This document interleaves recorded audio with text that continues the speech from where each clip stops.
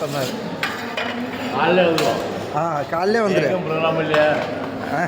நாளைக்கு அங்கே இல்லை. ஆனால் பிரியாணி சோறு தான் சாப்பிடுவோம். கூடியே இருக்கா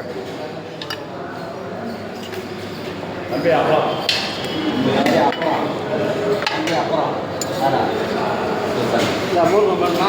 மோர் குழம்பா காட்ட கொஞ்சம் போது கூட ஓரமாக ஊற்று.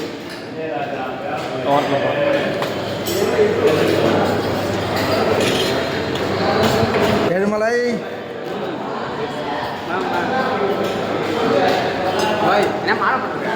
மாலை தான் போட்டிருக்கான்.